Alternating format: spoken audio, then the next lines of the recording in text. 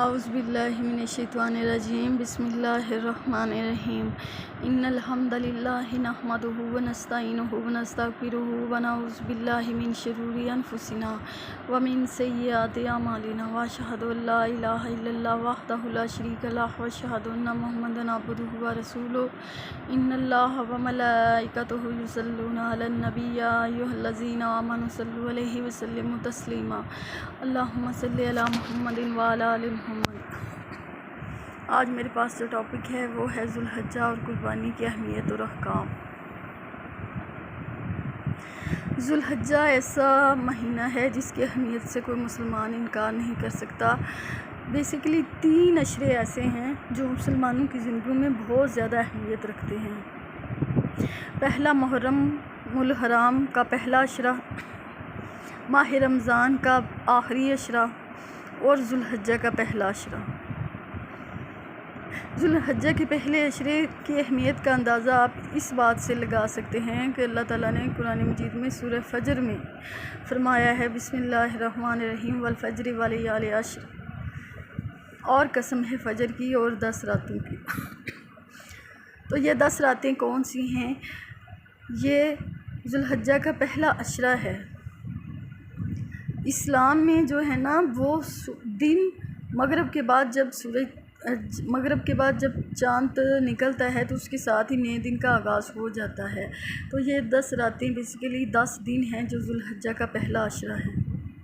اس کو سپورٹیو ایک حدیث بھی ہے۔ رسول پاک صلی اللہ علیہ وسلم نے فرمایا کہ پورے سال میں جو نیک اعمال ہوتے ہیں ان کی فضیلت ذوالحج کے پہلے عشرے میں جو نیک اعمال کیے جاتے ہیں اس کی فضیلت کو نہیں پہنچ سکتے۔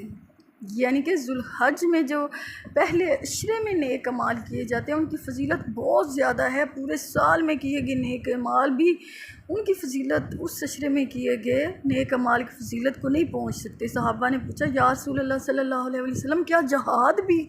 آپ صلی اللہ علیہ وسلم نے فرمایا ہاں جہاد بھی، ہاں البتہ وہ جہاد جس میں کوئی شخص اپنی جان اور مال لے کے جائے اور واپس نہ لوٹے، یعنی کہ شہید ہو جائے، یہ جو ہے نا پھر یہ شہید والا رتبہ یہ ان پہلے عشرے میں کیے گئے نیک اعمال سے آگے جا سکتا ہے۔ لیکن سمپل جو جہاد بھی ہے نا وہ بھی جو ہے یہ ذوالحج کے پہلے عشرے میں کیے گئے نیک اعمال جو ہے نا ان کا ثواب جہاد سے بھی زیادہ ہے۔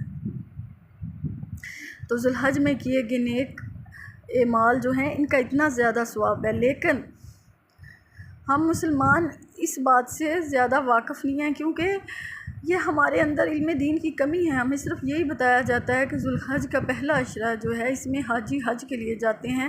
بے شک حاجی حج کے لیے جاتے ہیں، اس کی اہمیت اپنی جگہ برقرار ہے، لیکن جو مسلمان حج نہیں کر سکتے ان کے لیے بھی ذوالحج کا پہلا عشرہ بہت زیادہ ویلیو رکھتا ہے۔ جیسے کہ میں نے آپ کو بتایا کہ ذوالحج کا پہلا عشرہ اس میں کیے گئے نیک اعمال باقی تمام سال کے میں کیے گئے نیک اعمال کی نسبت اس میں عشرے کا زیادہ ثواب ہے۔ باقی سال میں کیے گئے نیک اعمال کی فضیلت اس عشرے میں کیے گئے نیک اعمال کی فضیلت کو نہیں پہنچ سکتی۔ اسی طرح اس عشرے میں جو ہے نا تمام اعمال، اگر آپ صدقہ دیں گے، زکوٰۃ دیں گے جو آپ کی رہ گئی ہے تو اس عشرے میں بہت زیادہ ثواب ملے گا۔ رسول پاک صلی اللہ علیہ وسلم نے فرمایا 9 ذوالحجہ کا روزہ جو رکھے گا وہ اس کو 1 سال پچھلے اور 1 سال اگلے کے گناہ جو ہیں وہ معاف ہو جاتے ہیں۔ یعنی کہ اس میں روزے کا بھی حکم ملتا ہے۔ تو اگر کسی کے فرض روزے رہ جائیں تو بہتر ہے کہ وہ ذوالحج کے پہلے عشرے میں وہ اپنے روزے رکھ سکتا ہے، لیکن 9 ذوالحجہ کا روزہ اس میں نہیں ہوگا، اس کا الگ سے حکم ہے۔ اور 10 ذوالحجہ کو تو عید ہے تو 10 ذوالحج کا بھی روزہ نہیں، اس سے پہلے آپ روزے بھی رکھ سکتے ہیں، صدقات بھی دے سکتے ہیں۔ دیکھیں آپ خود سوچیں کہ یہ جو عشرہ پہلا ہے اس میں تمام باتیں آ جاتی ہیں، نماز، روزہ، زکوٰۃ، حج، قربانی، تمام باتیں آ جاتی ہیں۔ تو اس لحاظ سے بھی یہ عشرہ جو ہے یہ کتنا زیادہ اہمیت رکھتا ہے۔ تو رسول پاک صلی اللہ علیہ وسلم نے فرمایا کہ اس عشرے میں تہلیل، تحمید اور تکبیر پڑھا کریں، اور یہ تینوں جو کلمے ہیں وہ تکبیرات میں آتے ہیں، اللہ اکبر، لا الہ الا اللہ، اللہ اکبر وللہ الحمد، یعنی اللہ اکبر تکبیر ہو گئی، لا الہ الا اللہ تحلیل ہوگی، اور جو ہے اللہ الحمدللہ یہ تحمید ہوگی۔ یہ تینوں کلمے اس میں آ جاتے ہیں۔ اس کے علاوہ بھی تکبیر آپ پڑھ سکتے ہیں، اللہ اکبر کبیرہ والحمدللہ کثیرہ سبحان اللہ بکرۃ واسیلہ، یہ بھی پڑھ سکتے ہیں۔ اور تاکید کی گئی ہے کہ ذو الحج کے پہلے عشرے میں یہ تکبیرات پڑھی جائے، اور دوسروں کو بھی آپ تاکید کریں گھر میں کہ یہ ذو الحج کے پہلے عشرے میں تکبیرات کا بار بار ذکر کیا جائے۔ بلکہ میں تو آپ کو مشورہ دوں گی کہ آپ ذو الحج کے پہلے عشرے میں اپنے موبائل کی ڈی پی پہ یہ جو ہے نا تکبیر لکھ کے لگائیں، تاکہ آپ کسی کو وائس میسیج کریں، یا جن لوگ کے نمبر آپ کے موبائل میں سیو ہے تو سب آپ کی موبائل کی ڈی پی چیک کریں تو سب کا ذہن بنے کہ یہ ذو الحج کا پہلا عشرہ جا رہا ہے تو تکبیرات پڑھنی ہے۔ اس طرح آپ کو زیادہ ثواب ملے گا۔ ابو ہریرہ اور ابن عمر جو ہیں جب بازار میں نکلتے تھے تو خود ہی اونچی آواز سے تکبیرات پڑھتے تھے تاکہ لوگوں کو یاد آ جائے کہ ذو الحجہ کا پہلا عشرہ جا رہا ہے۔ تو تکبیرات پڑھنے کا بہت زیادہ ثواب ملتا ہے، نفلی عبادات کا بھی بہت زیادہ ثواب ہے اس میں۔ تو اور اس میں یہ بھی ملتا ہے کہ جو شخص قربانی کی استطاعت نہیں رکھتا، اگر وہ ذو الحجہ کا چاند نکلے اس سے لے کے عید کے بعد جو قربانی جب دوسرے لوگ قربانی دینے لگیں تو جب یہ ذو الحجہ کا چاند نکلے تو وہ اپنے بال جو ہے نا وہ نہ مونڈے، تو نہ ناخن کاٹے، اور جب 10 دن کے بعد مسلمان قربانی کرنے لگے تو پھر وہ اپنے بال اکھیڑے اور ناخن کاٹے، تو اس کو پوری قربانی کے برابر ہی ثواب ملے گا۔ تو دیکھیں ہمارا اسلام دین کتنا خوبصورت ہے کہ اللہ تعالیٰ نے گنجائش رکھی ہے ہر بات میں، کہ جو اس چیز کی استطاعت نہیں رکھتا لیکن وہ چاہتا ہے کہ اس کو قربانی کے برابر ثواب ملے، تو دیکھیں اللہ تعالیٰ نے کتنا خوبصورت طریقہ یہ بھی رکھا ہوا ہے۔ اور قربانی لفظ خود کتنا خوبصورت ہے، قربانی قرب سے نکلا ہے، یعنی کہ اللہ کا قرب، اپنی کوئی قیمتی چیز اللہ کی راہ میں خرچ کرنی، قربان کرنی، کیونکہ اللہ کا قرب حاصل ہو۔ فار ایگزامپل آپ عید آنے والی ہے، آپ نے اپنے لیے کوئی بہت قیمتی خوبصورت اپنی پسند کی ڈریس لی ہے، لیکن جیسے ہی آپ مال سے باہر نکلیں آپ کی نظر کسی ایسی خاتون پہ پڑی ہے جن نے بہت سادے سے کپڑے پہنے ہوئے ہیں، اور وہ اتنا قیمتی جوڑا جو ہے نا وہ افورڈ بھی نہیں کر سکتی، اور آپ اپنا عید کا ڈریس اسے دے دیتی ہیں، لیکن وہ ضائع نہیں جائے گا اگر آپ دیں گے، وہ اللہ کے پاس محفوظ رہے گا۔ جو چیز آپ اللہ کی راہ میں قربان کر دیتی ہیں وہ ضائع نہیں جاتی، وہ اللہ کے پاس سٹور ہو جاتی ہے، محفوظ ہو جاتی ہے، وہ آپ کو انشاءاللہ ضرور ملے گی۔ ویسے بھی حدیث ہے کہ اپنے مسلمان بھائی کے لیے وہ چیز پسند کریں جو آپ اپنے لیے پسند کرتے ہیں۔ تو آپ اگر کسی مسلمان بہن بھائی کو کچھ دینا چاہتے ہیں تو سب سے پہلے آپ وہ چیز ہاتھ میں پکڑ کے یہ بات سوچا کریں کہ اگر کوئی یہ آپ کو دے تو آپ کو یہ چیز پسند ہے، آپ کا دل اور آپ کا ذہن کیا کہتا ہے اس چیز کے بارے میں۔ اگر آپ کا دل کہے کہ ہاں یہ چیز، یہ جوڑا، یہ سینڈلیں، یہ تو مجھے بہت پسند ہے، میری تو بہت فیوریٹ ہے، بہت پیارا ہے، تو پھر ٹھیک ہے آپ کسی کو دیں، لیکن اگر آپ کا دل کہ نہیں میں تو بور ہو چکی ہوں، بہت پرانا ہے، بالکل اچھا نہیں ہے، کپڑا بھی بہت کمزور ہے، تو بالکل اگر میں کسی غریب کو نہیں دوں گی تو میں تو یہ پھینک ہی دوں گی، تو پھینکنے سے بہتر ہے کہ کسی کے کام آ جائے، تو آپ پھر ایسی چیزیں مت دی دیں۔ اکثر لوگوں کی عادت ہوتی ہے اگر کسی غریب کو، کسی بہن بھائی کو کچھ دینا ہے نا تو بازار سے وہ کپڑے لے کے دیں گی جو بیچارہ صرف ایک بار سلائی کر کے پہنے گا، دوسری دفعہ پہننے کے قابل بھی نہیں رہتے۔ تو ایسے لوگ قربانی تھوڑی کرتے ہیں، وہ تو بس نمبر بناتے ہیں کہ لوگوں کو پتہ چلے اس نے چیز دی ہے، بعد میں پھر یہ نہیں وہ سن سکتے کہ اس چیز کا کیا ہوا، اس نے کتنی دفعہ وہ کپڑے پہنے۔ تو کائنڈلی آپ اگر اللہ کی راہ میں کچھ دیں تو بہت اچھا دیں، جو خود آپ کو پسند ہو، جو خود آپ اپنے لیے پسند کریں وہ چیز قربان کریں، اور اس سے آپ اللہ کا قرب حاصل کریں۔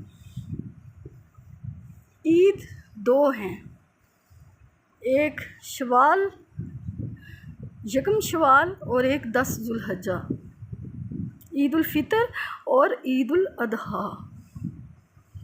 عید قربانی بھی 2 قسم کی ہے، ایک قربانی کو کہتے ہیں ہدی، وہ جو ہے حج کی قربانی ہوتی ہے، وہ فرض ہے، وہ واجب ہے، وہ ضرور آپ کو دینی ہے۔ لیکن ایک قربانی ہے اضحیٰ، وہ یہ بقرہ عید کی قربانی ہے، وہ ان مسلمانوں کو دینی چاہیے جو استطاعت رکھتے ہیں۔ لیکن اگر کوئی مسلمان یہ کہتا ہے کہ نہیں وہ صاحب نصاب جو ہیں ان پہ قربانی فرض ہے، یا جن پہ قرضہ ہے وہ قربانی نہیں دیں گے، تو یہ باتیں غلط ہے۔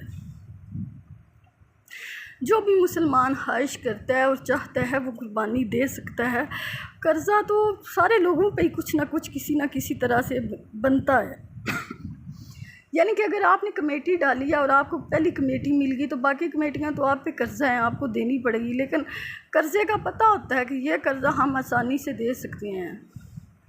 جو قرض آپ آسانی سے دے سکتے ہیں وہ آپ قرض اٹھا کے بھی قربانی کر سکتے ہیں، اس میں کوئی حرج نہیں ہے۔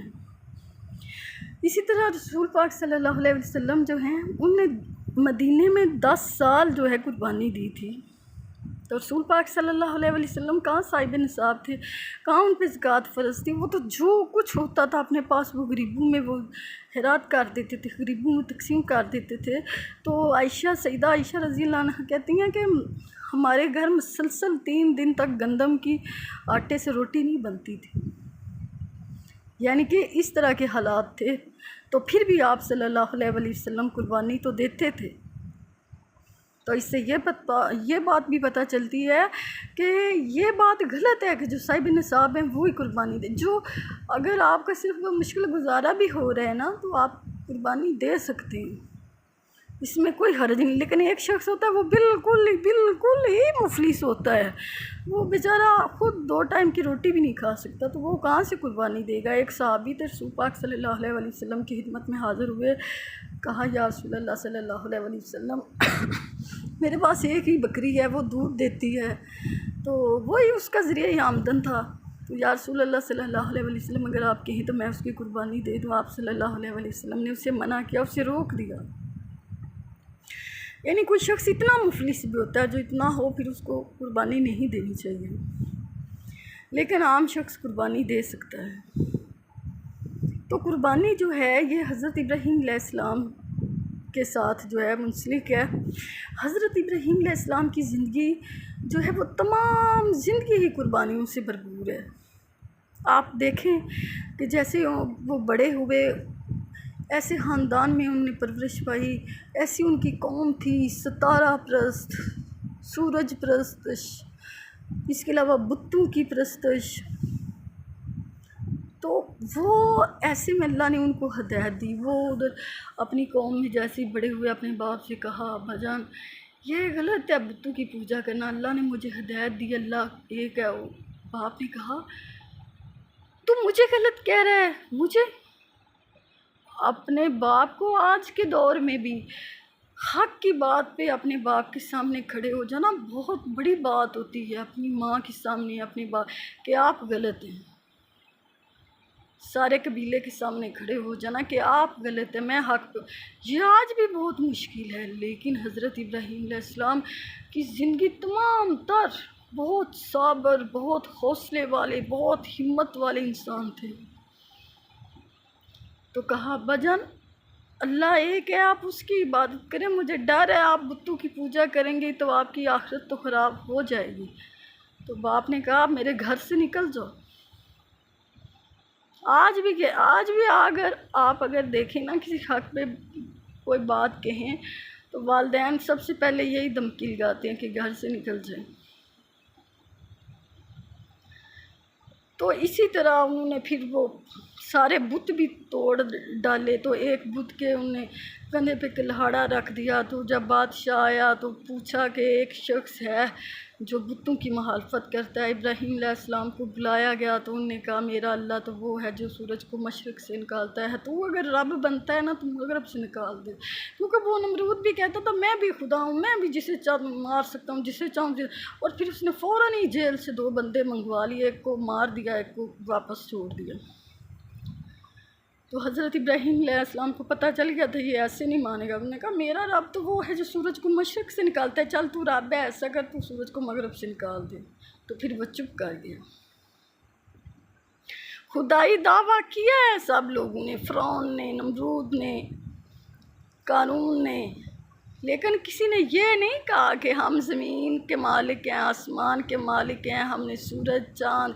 بس ان کو یہ تھا کہ ہمارے اندر جو خدا ہے نا، جو ہم چاہتے ہیں وہ ہم کرتے ہیں، ہم جس کو چاہیں مار دیں، جس کو چاہیں.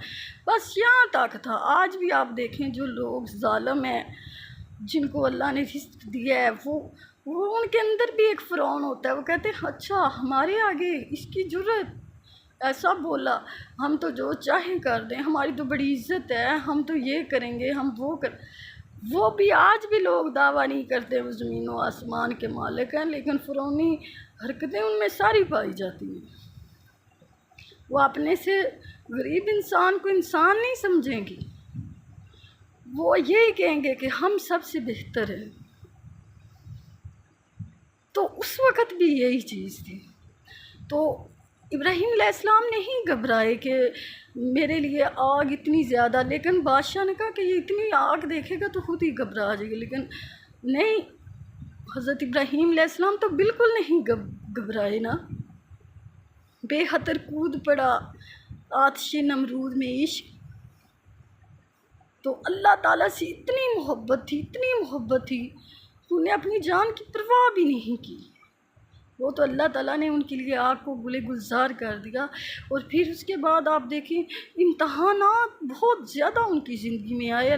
جب اسماعیل 87 ایئر ایج ہو گئی تھی حضرت ابراہیم علیہ السلام کی، جب ان کو حضرت اسماعیل ملے اور اللہ تعالیٰ نے حکم دے دیا کہ جائیں ان کو عرب میں چھوڑ آئیں، بالکل سنسان بے آباد جگہ جہاں وہ اپنے بیٹے اسماعیل کو حاجرہ کے ساتھ چھوڑ گئے تھے. یہ نہیں کہا کہ اللہ بوڑھا ہو گیا ہوں، اب اولاد دی، اب میں اس کے ساتھ تو رہوں. نہیں نہیں نہیں، شکایت کی نہیں، سوال کیا ہی نہیں، بس سمینا وطوانا، سنا اور کہا لبیک.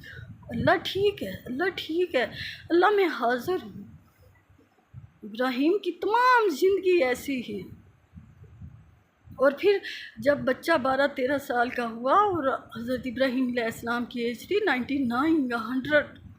اب آپ دیکھیں اللہ نے اتنی بزرگی میں بچہ دیا، اور وہ بھی جب 12-13 سال کا ہوا تو اللہ نے حکم دیا ابراہیم خواب میں دکھایا کہ بیٹے کو ذبح کر رہے ہیں. تو آپ کو پتہ ہے کہ پھر نبی کا خواب بھی وہی اللہ ہی ہوتا ہے. جب خواب دیکھا تو اپنے بیٹے سے ذکر کیا اسماعیل میں نے ایسا خواب دیکھا ہے. ماں کی تربیت بھی تھی لیکن نبی کا ہون بھی تھا. اسماعیل نے کہا ابا جان آپ نے جو خواب دیکھے وہ کر گزریے، آپ انشاءاللہ مجھے صبر کرنے والوں میں پائیں گے. اگر آپ، یہ کوئی کہانی نہیں ہے، یہ حقیقت ہے. آپ اگر آج اس واقعے کا آپ تصور کریں، سورہ الصافات آیت نمبر 100 سے لے کے 110 تک 11 آیات میں یہ واقعہ آتا ہے حضرت اسماعیل علیہ السلام کی قربانی کا. آپ ذرا امیجن کریں کہ حضرت ابراہیم علیہ السلام 100 سال کی عمر میں اپنے بیٹے کو پیشانی کے بال لٹایا، ان کی آنکھیں بھی پٹی باندھ لی، اپنی آنکھوں پہ بھی چھری تیز کی پتھر پہ. اور یہ نہیں کہا، اگر ہم ہوتے تو روتے چلاتے، لوگوں کو پکڑ پکڑ کے کہتے کہ دیکھو ہم نے اللہ کی راہ میں زندگی قربان کی، اللہ نے ہمارے لیے یہ کیا ہے. لیکن وہ ابراہیم علیہ السلام نے سنا اور کہا اللہ ٹھیک ہے، جیسے تیرا حکم. بیٹے کو پیشانی کے بل لٹایا اور چھری تیز کی اور گردن پہ پھیر بھی دی. وہ تو اللہ کا حکم تھا کہ چھری گردن پہ نہیں پھری، اور اس کے بدلے میں اللہ تعالیٰ نے جنت سے مینڈا بھیج دیا اور اللہ نے باس کیا. اللہ نے کہا باس، اللہ نے باس کیا، ابراہیم علیہ السلام نے باس نہیں کیا. اللہ نے کہا بس ابراہیم علیہ السلام تیری قربانی منظور ہو گئی، ابراہیم تیری قربانی منظور ہو گئی، میں تجھ سے خوش ہوا، اور ہم بہتر جزا دیتے ہیں نیکوکاروں کو، ناجزی المحسنین، ہم بہتر جزا دیں گے. اور پھر اللہ تعالیٰ نے کیا خلیل اللہ کہا، ابراہیم علیہ السلام کو کہا خلیل اللہ، اللہ کا دوست ہے. وہ ما کانا من المشرکین، کبھی بھی مشرک نہیں ہو سکتے. اللہ تعالیٰ نے پھر انہیں قرآن مجید میں اور انی جاعلک للناس اماما، क़यामत तक तमाम इंसानों के लिए अल्लाह ताला ने इब्राहीम अलैहिस्सलाम को इमाम बना दिया। आप देखें, यहूदी भी इब्राहीम अलैहिस्सलाम की रिस्पेक्ट करते हैं, ईसाई भी इब्राहीम अलैहिस्सलाम की रिस्पेक्ट करते हैं, मुसलमान भी इब्राहीम अलैहिस्सलाम की रिस्पेक्ट करते हैं, क्योंकि इसहाक की नस्ल में से सारे यहूदी, ये सारे बनी इसराइली हैं।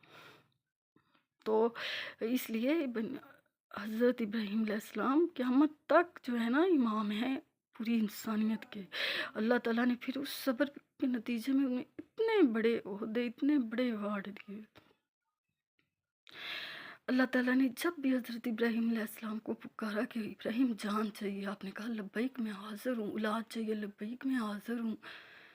कुछ भी मांगा, कुछ भी सवाल किया, अल्लाह ताला ने कोई भी इम्तहान दिया तो इब्राहीम अलैहिस्सलाम ने हमेशा लब्बैक कहा, हमेशा कहा या अल्लाह मैं हाज़िर हूँ। फिर अल्लाह ने क्या किया आप देखें, अल्लाह ताला ने हज के इतने अहम अरकान जो है ना वो हज़रत इब्राहीम अलैहिस्सलाम की याद से वाबस्ता कर दिए। सफ़ा मरवा पे जो ज़मज़म जो हम सही करते हैं वो हज़रत इस्माईल अलैहिस्सलाम के पाँव मुबारक वो हाजर अलैहिस्सलाम ने चक्कर लगाए थे। इसके अलावा हम जो उधर जमरात को कंकरियाँ फिर मारते हैं वो हज़रत इब्राहीम अलैहिस्सलाम ने मारी थी, उनकी याद में वो कुर्बानी हम करते हैं कि उन्हें अपना बेटा कुर्बान किया था। तो अल्लाह ताला ने भी उनका नाम क़यामत तक ज़िंदा रख दिया और हज़रत इस्माईल अलैहिस्सलाम की कुर्बानी को ऐसे कबूल किया कि रसूल पाक सल्लल्लाहु अलैहि वसल्लम हज़रत इस्माईल अलैहिस्सलाम की औलाद में से हैं। तो हज़रत इब्राहीम अलैहिस्सलाम को भी अल्लाह ताला ने क़यामत तक इमाम बना दिया। तो हज़रत इब्राहीम अलैहिस्सलाम की ये कुर्बानी जो हम करते हैं उनकी सुन्नत है। ये अल्लाह ताला ने फरमाया कि कुर्बानी करो, हज़रत मोहम्मद सल्लल्लाहु अलैहि वसल्लम से फरमाया अल्लाह के रसूल कुर्बानी करो, क्योंकि जैसे पहले लोग कुर्बानी करते थे, रोज़े रखो जैसे कि तुमसे पहले लोगों ने रोज़े रखे। यानी कि पता चलता है कि कुर्बानी रसूल पाक सल्लल्लाहु अलैहि वसल्लम से शुरू नहीं हुई, बल्कि बहुत शुरू से तमाम अंबिया कुर्बानी करते। अब कहाँ से ये अमल शुरू हुआ? ये अमल हज़रत आदम अलैहिस्सलाम से शुरू हुआ। हज़रत आदम अलैहिस्सलाम के दो बेटे, उन्होंने अल्लाह के सामने कुर्बानी रखी थी तो एक बेटी की कुर्बानी मंजूर हो गई। तो इससे पता चलता है कि ये कुर्बानी का सिलसिला हज़रत आदम अलैहिस्सलाम से चला आ रहा है और क़यामत तक जारी रहेगा।